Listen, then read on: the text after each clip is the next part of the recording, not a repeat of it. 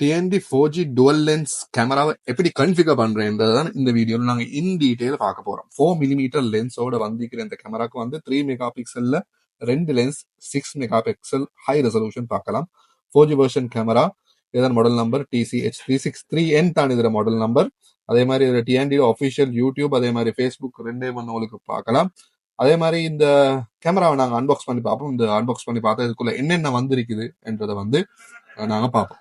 இதுல நீங்க அன்பாக்ஸ் பண்ணி பாத்தீங்கன்னு சொன்னா முதல்ல வந்து எங்களுக்கு கேமராவை பார்க்கலாம். இது வந்து ஒரு ஃபைன் பினிஷிங்ல டிசைன் பண்ணப்பட்ட ஒரு ஹை அண்ட் ப்ரொடக்ஷன்.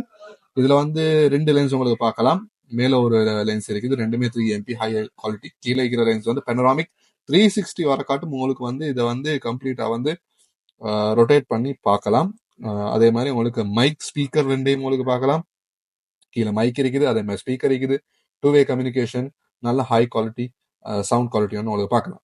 அதே மாதிரி இந்த ஸ்க்ரூவை நீங்க ரிமூவ் பண்ணீங்கன்னு சொன்னா வந்து இதுல வந்து SD கார்டு போடுறது, சிம் போடுறது, அதே மாதிரி ரீசெட் பண்றது, இந்த 3 ஆப்ஷனும் வந்து இதுக்குள்ளதான் இருக்குது. இது வந்து நல்லா ஃபிக்ஸ்டா சீலா கொடுத்துருக்கிறாங்க, வாட்டர் ப்ரூஃப் பண்ணி. அதே மாதிரி IP66 இது. அதே மாதிரி 12 வோல்ட்ல தான் ஒர்க் ஆகுது. RJ45 கொடுத்தும் இதை உங்களுக்கு யூஸ் பண்ணலாம். உங்களுக்கு சிம் இல்லாம உங்களுக்கு நெட்வொர்க் கேபிள் டிரெக்ட் எடுத்தும் இதை வந்து யூஸ் பண்ணிக்கொள்ளே. அடுத்தது நாங்க பார்ப்போம் வந்து இதுல லைட்ஸ். இதுல வந்து ஒயிட் லைட், அதே மாதிரி சைரன் போலீஸ் லைட்டும் இருக்குது. இந்த லென்ஸ் மேலே இருக்கிற லென்ஸையும் வந்து உங்களுக்கு ஒரு சின்ன ஆங்கிளுக்கு வந்து கையால வந்து அட்ஜஸ்ட் பண்ணி கொள்ளையும். அடுத்தது வந்து கேமராட பிரேக்கெட் வந்து கொடுத்திருக்கிறாங்க. இந்த பிரேக்கெட்டை பயன்படுத்தி தான் நீங்க வந்து இந்த வோலுக்கு வந்து இந்த கேமரா வந்து ஃபிக்ஸ் பண்ணணும். இந்த பிரேக்கெட் எப்படி ஃபிக்ஸ் பண்றதுன்றதையும் வந்து சரியா பார்த்துக்கும். இந்த பிரேக்கெட்டை வந்து நீங்க ஃபிக்ஸ் பண்ண போக இந்த வயர் வந்து கையால இழுத்துட்டீங்கன்னு சொன்னா வந்து கேமரால வயர் வந்து டேமேஜ் ஆயிரும். அதனால அதை வந்து இழுக்கக்கூடாது. இந்த பிரேக்கெட்ல இருக்கக்கூடிய நொச்சை நீங்க சரியா கவனிக்கணும். அந்த நொச்சை கவனிச்சு அந்த நொச்சுக்கு ஏற்ற மாதிரி தான் இந்த கேமராவை வந்து நீங்க ஃபிக்ஸ் பண்ணணும். அந்த பிரேக்கெட்டை வந்து நீங்க நொச்சுக்கு ஏற்ற மாதிரி அதை பிரேக்கெட்ல சீட் பண்ணீங்கன்னு சொன்னா வந்து நீங்க ஆட்டோமேட்டிக்லி அது வந்து சீட் ஆயிரும். அதுக்கு பிறகு வந்து உங்களுக்கு அதை ரொட்டேட் பண்ணா அது வந்து அந்த பிரேக்கெட் வந்து லொக் ஆகிடும். உங்களுக்கு இந்த டிமான்ஸ்ட்ரேஷன் நான் காட்டுறேன். உங்களுக்கு பாத்தீங்கன்னு சொன்னா விளங்கும். இப்ப அது லொக் ஆகிட்டு இப்ப இதை வந்து ப்ரெஸ் பண்ணி அப்படியே நீங்க டேர்ன் பண்ணீங்கன்னு சொன்னா வந்து அது வந்து லொக் ஆகிடும். மேல வந்து உங்களுக்கு 2 ஸ்க்ரூ போடுறதுக்கான ஸ்பேஸ் கொடுத்திக்கிறாங்க. அதே மாதிரி சைட்லையும் கொடுத்திக்கிறாங்க. உங்களுக்கு வால்லையும் ஃபிக்ஸ் பண்ணலாம். அப்படி இல்லாட்டி வந்து சீரியல்லையும் உங்களுக்கு இதை வந்து ஃபிக்ஸ் பண்ற மாதிரி தான் இதுக்கு வந்து அந்த ஹோல்ஸை வந்து கொடுத்திக்கிறாங்க. அடுத்தது வந்து நீங்க பாத்தீங்கன்னு சொன்னா வந்து உங்களுக்கு அடாப்டர் ஒன்று கொடுத்திக்கிறாங்க. 12 வோல்ட் அடாப்டர் ஒன்று. அதே மாதிரி அடாப்டருக்கு ஒரு லாங் வயர் ஒன்று வருது. அதோட அடாப்டருக்கான கனெக்டர்ஸும் வந்து கொடுத்திக்கிறாங்க. ஒரு 3 பின் UK பின் கனெக்டர் வந்து கொடுத்திக்கிறாங்க. அடுத்தது வந்து RJ45 கிளிப்பை வந்து கவர் பண்றதுக்கு தேவையான பிளாஸ்டிக் நொப்பையும் வந்து கொடுத்திக்கிறாங்க. அதை உங்களுக்கு கவர் பண்ணிக்கொள்ள. அடுத்தது வந்து இதை ரிமூவ் பண்ணி போட்டு பார்ப்போம் இதுக்குள்ள என்ன வருதுன்னு சொல்லி. இதுல வந்து சிம்ம போடக்கூடிய அந்த ஸ்லாட் சிம்ம சரியா பார்த்துக்கோங்க. கிளாஸ் 10 மெமரி கார்டு எப்பயுமே யூஸ் பண்ணணும். யூலன் வந்து ரெக்கமெண்டட். அதை போட்டோம். அதே மாதிரி ரீசெட் சுவிட்ச் இருக்குதாங்கிட்டு அதுக்கப்புறம் ஆணியை போட்டு ஃபிக்ஸ் பண்ணுறோம்.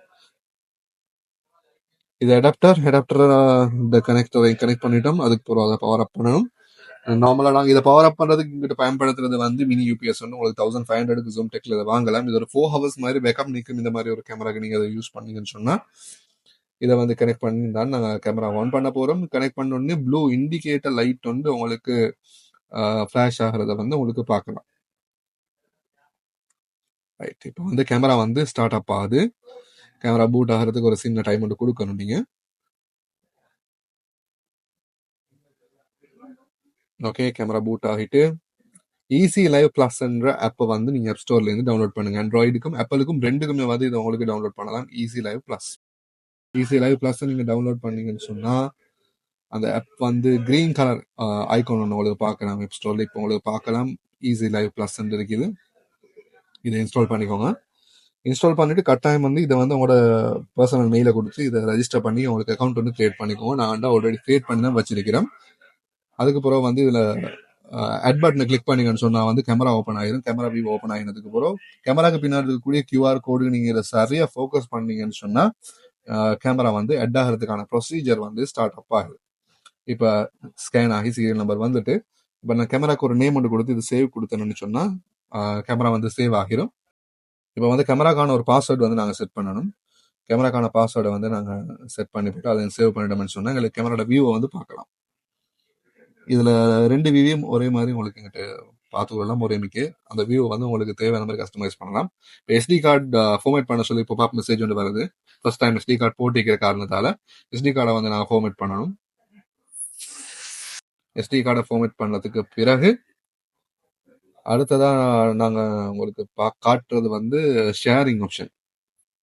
ஷேரை கிளிக் பண்ணீங்கன்னு சொன்னா வந்து இதுல 3 விதமான ஷேரிங் இருக்குது. இந்த கியூஆர் கோட் ஸ்கேனிங்க ஷேர் பண்ணீங்கன்னு சொன்னா அடுத்த போனால ஸ்கேன் பண்ணா அடுத்த போனுக்கு வந்து ஆட் ஆயிரும். உங்களுக்கு தேவையான மாதிரி வேற வேற போன்ஸுக்கு வந்து போடலாம். அதுலயும் அக்கௌண்ட்டை கிரியேட் பண்ணிக்கணும். அடுத்தது வந்து கன்ஃபிக் உள்ள போனீங்கன்னு சொன்னா கன்ஃபிக் உள்ள வந்து மிக முக்கியமான செட்டிங்ஸ் வந்து அலார்ம் செட்டிங்ஸ்.